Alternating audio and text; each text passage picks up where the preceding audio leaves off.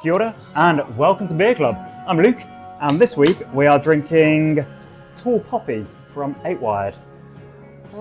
A very, very important beer, an historic beer from one of the most important breweries in New Zealand, which is 8 Wired. This was a beer that came out in 2010. Cheers. To huge acclaim. But actually along with pretty much all of the first wave of 8 Wired beers that came out. They really exploded on the scene with incredible IPAs, incredible stouts, fantastic smoked beers. And yeah, the story of 8 Wired is Søren was given a homebrew kit by his wife Monique one year for Christmas and got super into homebrewing very, very quickly. And then it all took off. He started working at Renaissance Brewery in Blenheim and learned how to brew on a bigger scale there, and he started contract brewing. And the early funding of 8 Wired was actually funded by gambling. So Søren was, I think he was the champion, the New Zealand poker champion for 2 years in a row. So he pulled together a lot of winnings into funding the launch of the brewery, really, with the brewing company rather, before they had the brewery even. The cost of ingredients and bottles and manufacturing plants and everything else is so expensive. And of course when you're contract brewing it's even more expensive because you have to pay to rent the space and the time. So yeah, this whole brewery was very much helped along by some excellent poker playing in the early days. So yeah, this beer launched in 2010. And I had to have a good look through our history of Beer Club Beers of the Week. So this beer, I think, is beer number 560. So that means for the last 560 weeks, we have cracked a different beer every single week. And I was very excited when I heard that this beer was coming back. I think it last came out maybe in 2021 and it had been in hibernation for quite a while before then. So when I found out it was a fresh batch being made for the first time in years, I snagged it for all of you legends.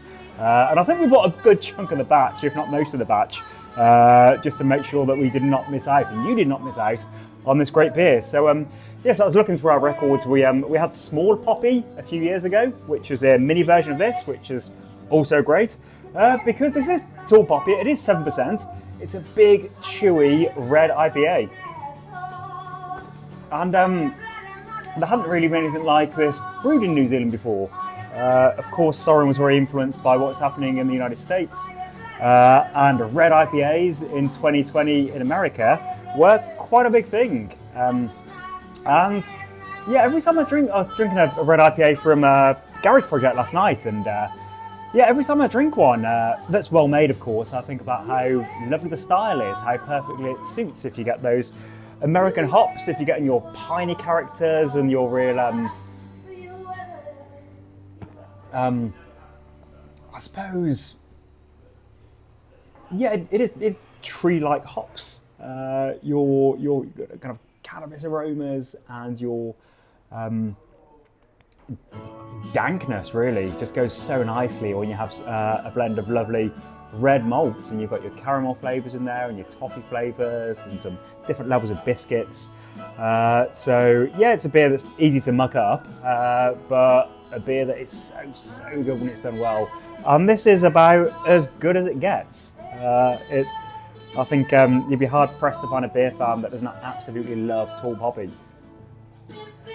Obviously the name comes from the uniquely Kiwi thing about cutting people down to size when they're too successful.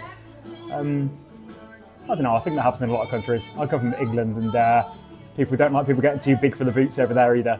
But yeah, as a fellow immigrant, Søren completely embraces the New Zealand culture. That's what the brewery is named after, the number 8 wire mentality.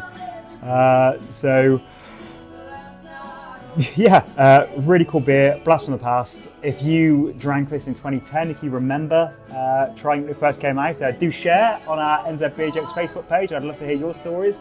The first release was Hashigozaki in Wellington. May it rest in peace. If any of you were lucky enough to experience the magic of Hashigozaki 10 or so years ago, you'd know that it was an underground cave of a bar in Wellington that always had a wonderful range of beers. They did lots of importing as well, and yeah, it was a different time. And sadly, times changed and trends changed, and it wasn't to be. So Hashigozaki did close down, I think, a couple of years ago.